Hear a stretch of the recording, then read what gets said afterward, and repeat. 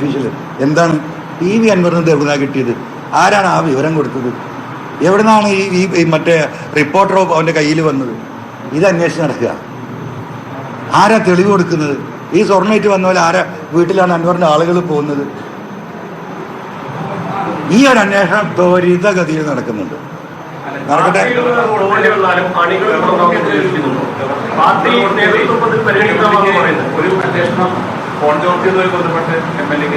അതേന്ന് വരട്ടെന്ന്.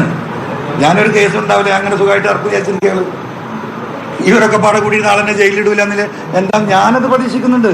ഞാൻ ഈ വിഷയം മുഴുവൻ ഇവിടെ ഉന്നയിച്ചത് ഈ നാട്ടിലെ പാവങ്ങൾക്ക് വേണ്ടിയിട്ടാണ്. ഇവിടെ ഒരു സമൂഹത്തിന് സമാധാനമായി കിടന്നുറങ്ങണം. ഇവിടെ ഈ ഗവൺമെൻറ്റിൻ്റെ രണ്ടാമതും അധികാരത്തിലെത്തിയത് ഇവിടുത്തെ സഖാക്കൾ ഈ നാട്ടിലെ പാവപ്പെട്ട മനുഷ്യരാണ്. ആ മനുഷ്യരോട് കമ്മിറ്റിയിലൊരു ഗവൺമെൻറ് പാർട്ടിയാണ്. ആ പാർട്ടിയുടെ അടിത്തറക്ക് തുരങ്കം വെക്കുന്ന ഏർപ്പാടാണ് ഈ അജിത് കുമാറും ടീമും നടത്തുന്നത്. ഒരു പാർട്ടി സെക്രട്ടറിക്ക് പോലും ഒരു പോലീസ് സ്റ്റേഷനിലേക്ക് കയറി ചെല്ലാൻ വയ്യാത്ത അവസ്ഥ ഈ സംസ്ഥാനത്തുണ്ട്. അതിന് കാരണക്കാരൻ ഈ പൊളിറ്റിക്കൽ സെക്രട്ടറിയാണ്. ആ നയം മാറ്റണം എന്ന് ഈ സമൂഹത്തോട് വിളിച്ചു പറയേണ്ടി വന്നാ. അതെനിക്കറിയില്ലാന്ന്. എന്ത് മനസ്സിലാത്ത ഞാൻ എന്ത് ചെയ്യാനെന്ന്? ഞാൻ എന്റെ വീട്ടിലെ കാര്യത്തിൽ ഇറങ്ങിയല്ലോ. അല്ല, അതൊന്നും എനിക്കറിയില്ല. ഞങ്ങൾക്കതിനൊന്നും നേരം കിട്ടിയിട്ടില്ല. നിങ്ങൾ ഈ പറഞ്ഞ TV വാർത്തയൊന്നും കാണുന്ന ഞാൻ ഈ പണിയിലല്ലേ. ആരെങ്കിലും പറഞ്ഞ നെഗറ്റീവ് ന്യൂസ് ഉണ്ടെങ്കിൽ കൊടുത്തിട്ട് നമ്മളെ സ്റ്റാഫ് ആരെങ്കിലും തരുമ്പോൾ അതൊന്നും നോക്കുന്നല്ലാതെ വേറെ നമ്മൾ നോക്കുന്നത് എനിക്കറിയില്ല. അണികൾ മനുഷ്യരുടെ പിന്തുണ ഉണ്ടാവുമല്ലോ. എന്റെ വലിപ്പം കൊണ്ടല്ലല്ലോ നിങ്ങൾ ഈ നിൽക്കുന്നതാണോ? നമ്മളെ കുറെ ചവിട്ടിക്കുട്ടി ആളുകളല്ലേ നിങ്ങൾ. നാളെ ചവിട്ടിക്കൂട്ടാൻ കിട്ടിയെങ്കിൽ ചവിട്ടും ചെയ്യും. അതിൽ യാതൊരു സംശയമില്ല. ഞാൻ ഉയർത്തുന്ന വിഷയം ഈ സമൂഹത്തിലൊരു സീരിയസ് വിഷയമായതുകൊണ്ടല്ലേ നിങ്ങൾ നിൽക്കുന്നത്. അല്ല എൻ്റെ വലിപ്പം കൊണ്ടാണോ? ഞാൻ അങ്ങനെയാണ് വിചാരിച്ചാലോ? ഞാൻ അങ്ങനെ ആനപ്പുറത്താണ്. അങ്ങനെയൊന്നും ആരും തെറ്റിദ്ധരിക്കണ്ട. ഞാൻ കേരളത്തിൻ്റെ നിയമസഭയിൽ ബഹുമാനപ്പെട്ട കഴിഞ്ഞ പ്രതിപക്ഷ നേതാവ് ശ്രീ രമേശ് ചെന്നിത്തലയോട് നിയമസഭയിൽ ഞാൻ പ്രസംഗിച്ചിട്ടുണ്ട്. എൻ്റെ കച്ചവടം മുഴുവൻ പൂട്ടിച്ചു നിങ്ങൾ. ഈ ഇരിക്കണം നിങ്ങളാണ് പൂട്ടിച്ചത്. അതിന് പിന്നിൽ നിന്ന് ഈ പറയുന്ന UDF-ൻ്റെ ആളുകളാണ്. കോടതിയിൽ മുഴുവൻ എൻ്റെ സ്വത്ത് മുതലുകൾക്ക് മുഴുവൻ നിങ്ങൾ കേസ് കൊടുത്തു. ഇന്ന് ഞാൻ കേസിൽ നടത്തി ഓരോന്നും ഊരി വരികയാണ്. അന്ന് അവരെന്താ വിചാരിച്ചത്? എന്നെ അങ്ങോട്ട് പ്രതിരോധത്തിലാക്കിയാൽ ഞാൻ ഈ ഏർപ്പാട് നിർത്തി ഓലെ കൂടെ തിരിച്ചില്ലെന്ന്. അന്ന് കേരളത്തിൻ്റെ നിയമസഭയിൽ ഞാൻ പ്രസംഗിച്ചിട്ടുണ്ട്. താമസിട്ടി ഡേറ്റ് വേണമെങ്കിൽ തരാം, പരിശോധിച്ച് നോക്ക്. അന്ന് ബഹുമാനപ്പെട്ട രമേശ് ചെന്നിത്തലയോട് കേരളത്തിൻ്റെ നിയമസഭയിൽ ഞാൻ പറഞ്ഞു, ഈ ഒരു തോർത്തമുണ്ടെങ്കിൽ ഈ ഫ്ലോറിൽ കിടന്ന് ഞാൻ ഉറങ്ങും. ഒരു കുമ്പിൾ കഞ്ഞിയും ഒരു ഉണക്കമീനുണ്ടെങ്കിൽ ഞാൻ ഈ നാട്ടിൽ ജീവിക്കും. എന്നെ സാമ്പത്തികമായി തകർത്തുകൊണ്ട് പൊന്നാര പ്രതിപക്ഷ നേതാവേ നിങ്ങൾക്ക് എന്നെ ഒരു ചുക്കും ചെയ്യാൻ കഴിയില്ല എന്ന് പറഞ്ഞാൽ അതെന്നെ എപ്പോഴും പറയാനുള്ളത്. ഒരു ചുക്കും ആർക്കും ചെയ്യാൻ കഴിയില്ല. പരമാവധി നിങ്ങൾ കൊല്ലും, അല്ലെങ്കിൽ നിങ്ങൾ ജയിലിലടക്കും. അതിലപ്പുറത്ത് ഒരു ചുക്കും ചെയ്യില്ല. ഞാനതിന് തയ്യാറാണ്. എനിക്ക് ആ ഒരു പേടിയില്ല. ആ വാപ്പാക്ക് ഞാൻ ജനിച്ചിട്ടില്ല. ഇത് എൻ്റെ വീട്ടിലെ കാര്യത്തിന് ഇറങ്ങിയല്ല.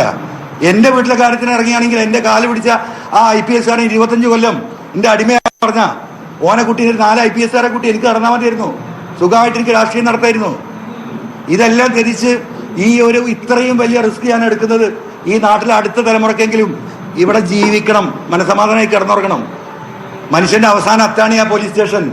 ആ പോലീസ് സ്റ്റേഷനിലേക്ക് എന്നെ പീഡിപ്പിച്ചു എന്ന് പറഞ്ഞ സഹോദരി ഓടി ചെല്ലുമ്പം നീ അങ്ങോട്ട് പുറകിലേക്ക് വാ എന്ന് പറഞ്ഞ് വീണ്ടും പീഡിപ്പിക്കുന്ന അവസ്ഥ ഈ നാട്ടിലുണ്ടായി തുടങ്ങിയിട്ടുണ്ട്. ഇവിടെ ആ ക്രിമിനലിസം ഇവിടെ വരുന്നുണ്ട്. അതിനെ എതിർക്കാൻ ഇറങ്ങിയത് ഒരാളും ചുക്കും ചെയ്യില്ല. അങ്ങനെ വിചാരിക്കും വേണ്ട നിങ്ങൾ.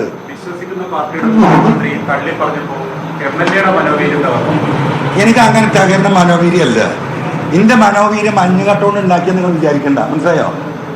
ഞാൻ തീയിൽ ജനിച്ച അതിവിടെ ഈ വെയിലത്ത് പാടും നിങ്ങൾ ആരും വിചാരിക്കണ്ട. നിങ്ങൾ കുറേ കല്ലെടുത്ത് എറിഞ്ഞല്ലോ എന്നെ 3-4 കൊല്ലം മുമ്പ്. നിൽക്കാതെ എറിയില്ലായിരുന്നു. നിങ്ങൾ എറിഞ്ഞ കല്ല് മുഴുവൻ ഞാൻ സ്വരൂപിച്ചു. എന്താ ചെയ്യുന്നത്? ഞാൻ എൻ്റെ അടിത്തറ ബലപ്പെടുത്തി.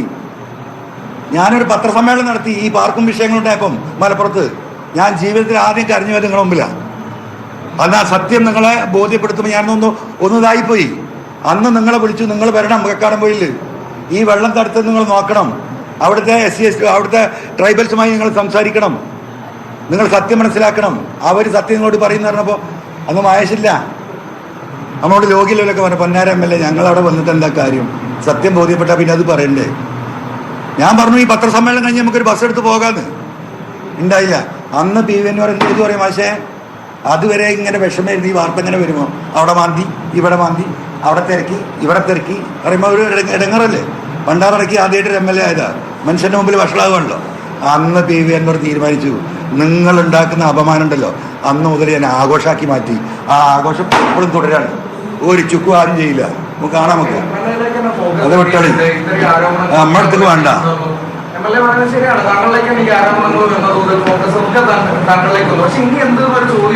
ഇനി എന്തിനാ നിങ്ങൾ ബേജാറാവണെന്ന്? എനിക്കിനി എന്തിനും നിങ്ങളെന്താ ബേജാറാണ്? എനിക്ക് അങ്ങനെ ബേജാറുണ്ടെങ്കിലല്ലേ? അല്ല എനിക്ക് ബേജാറുണ്ടെങ്കിലല്ലേ പൊന്നാരാരുടെ നീ നിനക്ക് കുറച്ചൊരു സേപ്പ് എന്നോടുണ്ട്. അതിന് നീ എന്തിനാ ബേജാറാവണെന്ന്? എന്റെ ഭാര്യക്കും മക്കൾക്കും ബേജാറില്ല. എന്റെ മോള് 11ാം ക്ലാസ്സിലാ. അവിടെ എന്താ പറഞ്ഞറിയോ? ഇപ്പൊ പൊയ്ക്കോ, ഉപ്പാനോട് കൊല്ലുകയാണെങ്കിൽ കൊല്ലട്ടെ. 2 മക്കൾ ഗൾഫുണ്ട്, അവർ വിളിച്ചു ഉപ്പ പൊയ്ക്കോ, ഞങ്ങളൊക്കെ അത്യാവശ്യത്തിന് അയക്കണ്, ഒരു കൊല്ലുകയാണെങ്കിൽ കൊല്ലട്ടെ. പിന്നെ ഞാൻ ആരെയാ പരിഗണിക്കണ്ട്? ആരെ പരിഗണിക്കണ്ട്? പിന്നെ ഈ അജിത് കുമാറിന്റെ ഈ വാലോട്ടത്തിനോ? നിങ്ങൾ പറ, ആളെ നോക്കണം നിങ്ങൾ. ഞാൻ ഒരാളെ തെറ്റിദ്ധാരണ തിരുത്താനില്ല. തിരുത്തണമെങ്കിൽ ആ തെറ്റിദ്ധരിപ്പിച്ചോല് തിരുത്തി കൊടുത്തോട്ടെ. ഞാൻ എപ്പോ വേണമെങ്കിൽ മുഖ്യമന്ത്രി കാണും. എനിക്കെന്താ മുഖ്യമന്ത്രി കാണുന്നത്? അതെന്റെ നേതാവല്ലേ? അല്ല പൊന്നാര മനുഷ്യൻ അല്ലാതെ നമുക്ക് കാണാന്ന്. അത് കഴിഞ്ഞിട്ട് അപ്പാലേക്ക് നിങ്ങൾ ഭയങ്കരമായിട്ട് ഈ ഫ്യൂച്ചറിനെ കുറിച്ച് ആലോചിക്കുന്ന ആൾക്കാരാണ്. ഞാൻ ഫ്യൂച്ചറിനെ കുറിച്ച് ആലോചിക്കാനില്ല. എക്സിസ്റ്റിംഗ് സംഗതിയെ കുറിച്ച് ആലോചിച്ച പോലെ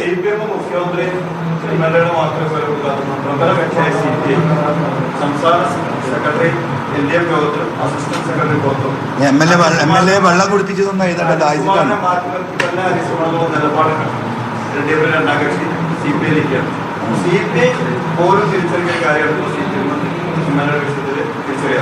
എന്താ ചെയ്യാൻ? ചില കാര്യം തിരിച്ചറിയാൻ സമയമെടുത്ത് കേട്ടോ. അങ്ങനെയാണല്ലോ. സ്വർണ്ണക്കടത്ത്, മാഫിയ, ഇതിലൊക്കെ പ്രതി ചേർക്കപ്പെട്ട ആൾക്കാരുടെ വിരോധമാണ് പോലീസിനെതിരായത്. അതിന് ഇന്നിപ്പോ പറയാതെ പറയുന്നു. അല്ല, അത് ഞാൻ ക്ലാരിഫൈ ചെയ്തല്ലോ. അങ്ങനെയൊക്കെ പറയാതെ പറയും. ചിലപ്പോൾ ഞാൻ സ്വർണ്ണക്കേസിലോ കള്ളക്കേസിലോ കൊലപ്പണത്തിലോ ഒക്കെ എന്നെ ബുക്ക് ചെയ്യപ്പെട്ടേക്കാം. ഇതൊക്കെ നമ്മൾ ഈ നാട്ടിൽ കുറേ കണ്ട്. ആരൊക്കെ ജയിലിൽ കിടക്കുന്നുണ്ട്? അതുപോലെ പേര് പറയണോ? ദേശീയ നേതാക്കന്മാർ എവിടെയൊക്കെ കിടക്കുന്നുണ്ട്. അപ്പോൾ അതൊക്കെ ഉണ്ടാവുന്നു. ഒക്കെ റെസ്റ്റ് ഇട്ടു ജയിലിൽ പോയാൽ.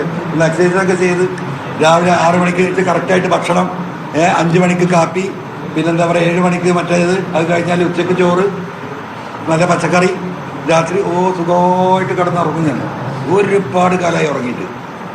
അത്രയല്ലേ ഉള്ളൂ. No problem. ആര് രാജിവെക്കണം? നിങ്ങൾക്ക് അഭിപ്രായമില്ലാത്ത നിങ്ങളോട് എന്ത് രാജിയാ പറയണേ? വ്യക്തിപരമായിട്ടൊരു അഭിപ്രായമില്ലാത്തൊരു വ്യക്തിയോട് ഞാൻ എന്താണ് സത്യം പറയാം. എനിക്കൊരു നാണക്കേട് തോന്നി നിങ്ങളെ കുറിച്ച്. ഇത്ര ഉളുപ്പുമൊഴിയില്ലാതെ ആളുകളായി നിങ്ങൾ ഈ പത്രക്കാർ ചിലരൊക്കെ മാറിയാലേ വളരെ അവസ്ഥയാണ്. വളരെ മോശം. അവനാ തിന്നത് അതിനൊരു ഉളുപ്പുണ്ടാവില്ലേ? അങ്ങനെയാണ് പത്രക്കാർ ഇത്ര ഉളുപ്പില്ലാതെ അവരുത്. ഈ പറഞ്ഞ മനുഷ്യന്മാർക്ക് മുഴുവൻ അപമാനമായി. നിങ്ങൾ ചെയ്ത ശരിയായില്ല. ഞാൻ നിങ്ങൾ എല്ലാവരോടും അല്ല കേട്ടോ. അല്ല, എനിക്ക് സ്വന്തമായ ഒരു അഭിപ്രായം ഇല്ലാത്ത താങ്കൾ എനിക്ക് വില ഇടണ്ട. അത് നിങ്ങൾ വില ഇടണ്ട. എനിക്ക് വില വേണ്ട. എനിക്ക് 0 മതി. മനസ്സിലായില്ലേ? പട്ട 0. I am happy with. അങ്ങനെ ഒരു സാധനം ഉണ്ടല്ലോ. ഒന്നും കഴിഞ്ഞിട്ടില്ല.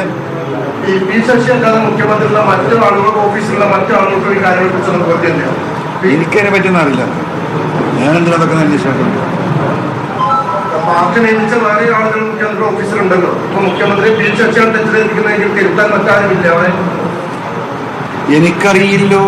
നമ്മളീ നാട്ടുകാരനെ അല്ലോ. നാട്ടിലല്ലോ. നിർത്താം നമുക്ക്. അപ്പൊ നിങ്ങൾക്ക്